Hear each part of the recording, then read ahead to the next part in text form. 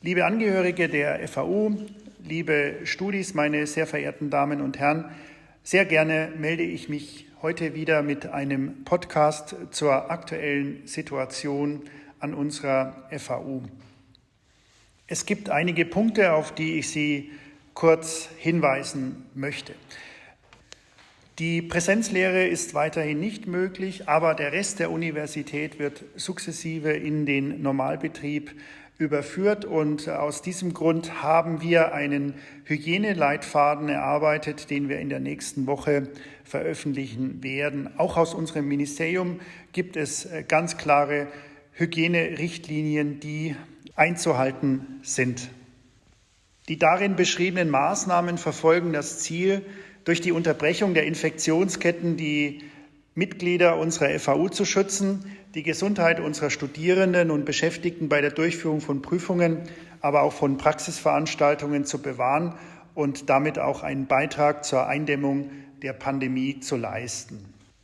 Besonders hervorzuheben sind dabei die Einhaltung des Mindestabstands von 1,5 Metern.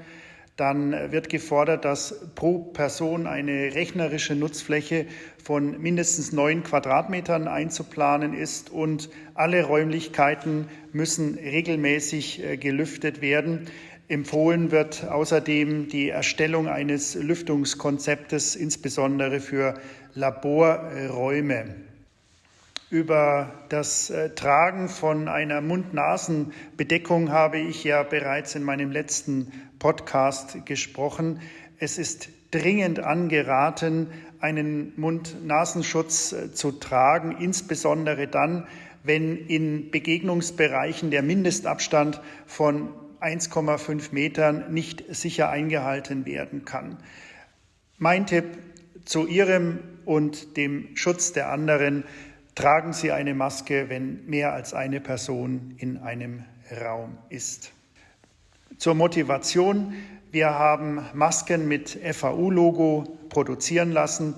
Diese werden derzeit in unseren Bibliotheken kostenlos an unsere Studierenden und Mitarbeiter abgegeben. Morgen ist der 1. Mai und morgen tritt auch eine wichtige Änderung an der FAU in Kraft. Wir bekommen ein neues Department an der Technischen Fakultät, das auch sehr eng mit der Medizinischen Fakultät zusammenarbeiten wird. Im Rahmen der Hightech-Agenda des Freistaats Bayern haben wir an der FAU den Zuschlag für den Gesundheitsknoten bekommen. Und in diesem Kontext gründen wir das Department Artificial Intelligence in Biomedical Engineering. Mit einer Professur in diesem Department ist die Doppelmitgliedschaft an der Medizinischen Fakultät verbunden. Insgesamt werden wir 8 neue W3-Professuren bekommen sowie 4 neue W1-Professuren. Die Ausschreibungen laufen bereits und wir haben ein erfreuliches Bewerberfeld erhalten, sodass wir davon ausgehen können, dass wir die ersten Kolleginnen und Kollegen bereits zum Wintersemester an der FAU begrüßen werden.